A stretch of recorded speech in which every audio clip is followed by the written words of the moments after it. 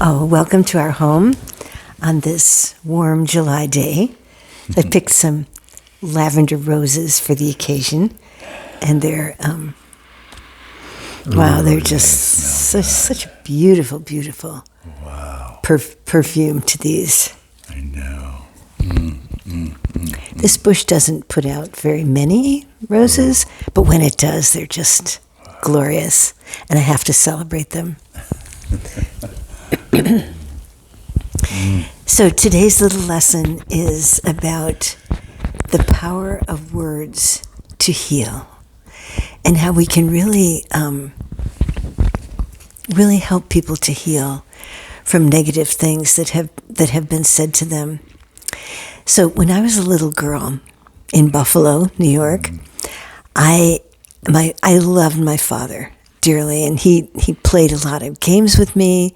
He made a dollhouse for me, and he did a lot for me, and I loved him very, very much. My father really valued good grades, the intellect, doing well in school. That's what he wanted my brother and I to do. And the fact that I had deep feelings and that I would cry and get hurt and be sensitive to things that nobody else in the family could feel, that was not a good characteristic. And I was told, not every week, but often, that these were qualities to overcome. Sensitivity was something to overcome. The feelings, deep feelings, were something to be overcome. Getting hurt was something to be overcome. And whenever I was crying over something, he would send me to my room and tell me that I needed to learn to get over this. So I grew up with the distinct feeling that my sensitivity, my tears, my deep emotional side was a handicap. And this handicap was something that I had to overcome. And my father would say, you're just not going to be able to make it in the world. You've got to overcome this. So I felt I was handicapped as much as if someone were blind or deaf. That's how intense it was for me. And I went through nursing school, and then when we lived in LA, I had the very good fortune of being able to be a student of Leo Buscaglia at USC for a whole year. And one day in the hall, I don't know what it was, but something had hurt me, and I was crying. And he happened to come around the corner and see me, and I felt instantly shame, because I had been shamed so much for the tears and the deep feelings. And he came right up to me and he gave me a big hug, and he said, Oh, your deep feelings are so beautiful. They are such a gift to this world. Just keep feeling and letting the tears come. And it's so wonderful that you're so sensitive. And I was like in shock. No one had ever said that to me, ever. Not even me. No. Well, you were young, very. I was young. We were both. That was my excuse. We were both. You since have learned to do that. And he could tell it was a brand new message to me, and he just stayed with me for a little bit and said, "Really, I mean it. Your emotions, your sensitivity, it's beautiful. It's a real gift to the world." Now, I didn't instantly heal from that, because it had been a whole lifetime of being told something else. But Leo set in motion something very, very positive in me. And that is that perhaps all this that I am, the sensitivity, the deep feelings, that is a good thing. And it can be used in a really good way. It took me years, really, and I'm still working on it, to accept that part of myself completely. So the power of words to heal is really amazing. And you don't know. I mean, you might be going about and seeing something and just speak these really powerful, positive words to someone, and it can change the whole course of their life. That's how beautiful we can help each other. Mm-hmm. And you're very good at acknowledging my. Yeah. It very, very good. Very. It just took time. I do want to apologize though, because now I see your deep sensitivity as a superpower. And you're beginning to also. You're seeing that. And I actually depend on your sensitivity, because some things I'm not as sensitive about, and your sensitivity really teaches me.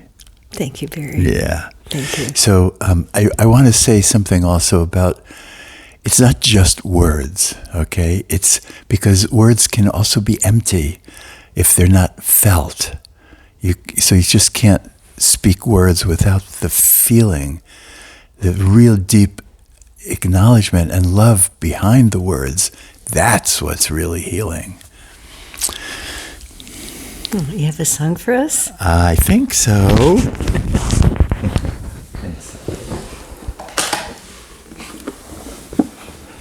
Yeah. Yeah, the chorus of this is, I am loved. I am loved just as I am. And that's really a very important message for us to get. That's really important. You know, that really everything about us, the weakness, what we consider as our weakness, is actually one of the most beautiful parts of ourselves. Okay, so here we go.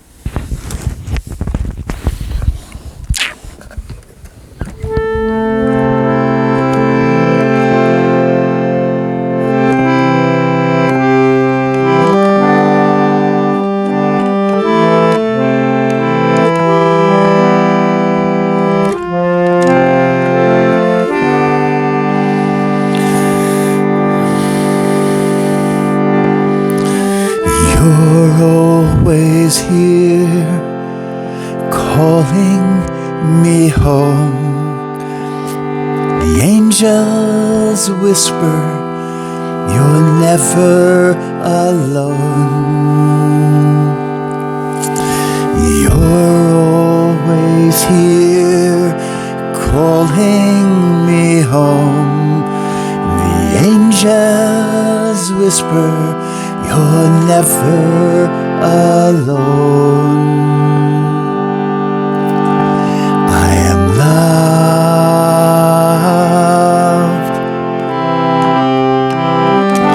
I am loved.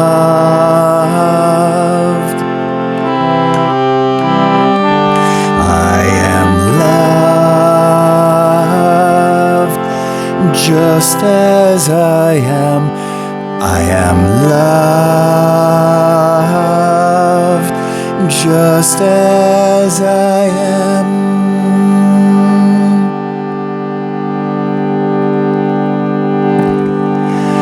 Let me be free, my soul unbound, flying in heaven, right here on the ground.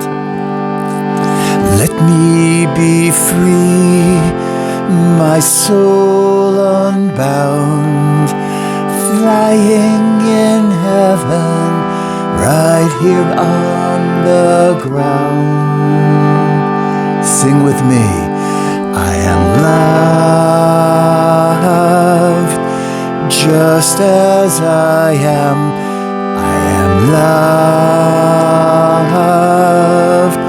just as I am. I am loved Just as I am loved. Just as I am loved. Just as I am loved. Just as I am loved.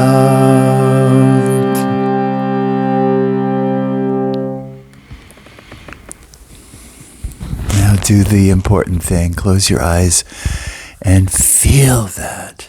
Feel how deeply loved and lovable you are, just as you are.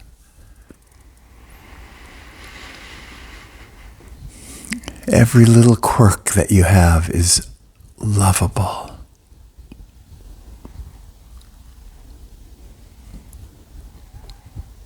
Such an important work to do, to find that place where you know you're lovable.